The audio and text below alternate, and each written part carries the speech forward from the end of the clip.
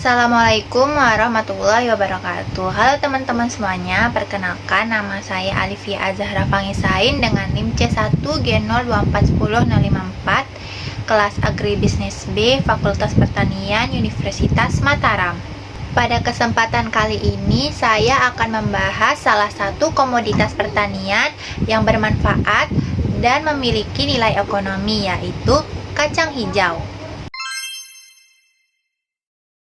Sebelum kita bahas lebih jauh, perlu kita ketahui terlebih dahulu apa itu komoditas. Komoditas adalah barang mentah atau produk dasar yang dapat diperjualbelikan dan diolah menjadi bahan baku. Contohnya seperti kopi, kedelai, dan kacang hijau. Komoditas ini biasanya dihasilkan dalam jumlah yang besar dan jumlah permintaan yang tinggi, termasuk untuk dalam negeri maupun ekspor.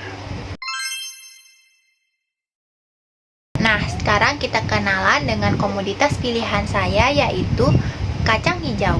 Kacang hijau adalah tanaman palawija yang tinggi akan protein nabati, serat, dan vitamin. Tanaman ini tumbuh subur di negara beriklim tropis seperti Indonesia, dan tanaman ini termasuk dalam golongan polong-polongan.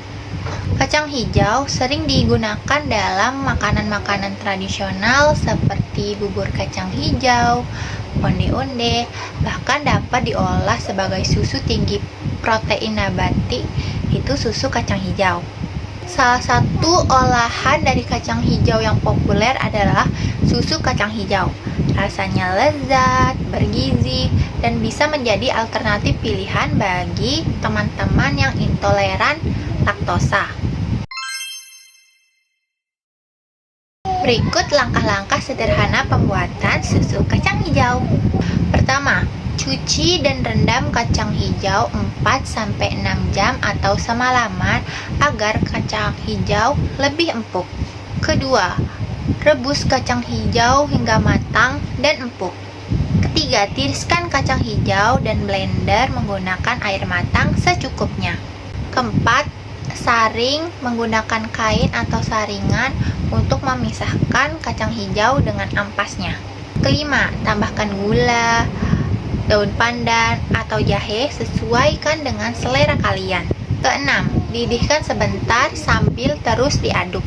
Ketujuh, dinginkan, lalu susu kacang hijau siap dinikmati. Untuk menjaga kualitasnya, susu kacang hijau harus disimpan dengan cara yang tepat. Pertama, simpan di wadah yang tertutup, bersih, dan steril. Kedua, letakkan di lemari pendingin agar susu kacang hijau tidak cepat basi. Susu kacang hijau ini bisa tahan 3-5 hari bila disimpan di suhu dingin. Nah, selanjutnya adalah pengemasan. Bagian pengemasan itu sangat penting, apalagi buat teman-teman yang misalnya mau menjual produk susu kacang hijau ini.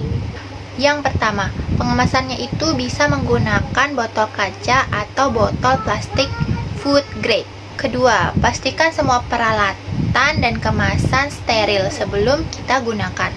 Ketiga, tambahkan label produk seperti nama atau brand produk, komposisi produk, tanggal produksi dan kadaluarsa, dan informasi nilai gizi jika memungkinkan. Nah, cara pengemasan tersebut itu memiliki teknik pengemasan juga, seperti yang pertama, sterilisasi wadah. Sebelum pengemasan, wadah harus dicuci bersih dan disterilkan terlebih dahulu. Caranya bisa dengan direndam atau direbus air panas atau menyemprotkan food grade. Hal itu penting untuk mencegah terkontaminasi dari mikroba. Kedua, pengisian atau filling. Gunakan alat pengisian otomatis atau manual untuk pengisian susu agar takaran pas dan lebih higienis. Ketiga, sealing atau penyegelan. Pastikan kemasan tertutup rapat, bisa menggunakan mesin seperti sealer panas agar produk awet dan tidak bocor. Keempat, labeling. Gunakan label yang tahan air atau bisa langsung juga dicetak dalam kemasan atau atau bisa tambahkan QR kode untuk informasi tambahan produk. 5. Penyimpanan akhir. Simpan di ruangan yang bersih, kering, dan tidak terkena cahaya matahari langsung untuk menjaga mutu produk. Nah, itu tadi penjelasan tentang komoditas kacang hijau. Mulai dari pengertian, pengolahan, penyimpanan, pengemasan, agar umur simpan produk bisa jauh lebih lama. Semoga video ini bermanfaat dan dapat menjadi inspirasi dan membantu kalian apabila ingin menjual produk susu kacang hijau. Terima kasih telah menonton video ini. Mohon maaf bila ada kesalahan. Sampai jumpa di video selanjutnya. Terima kasih.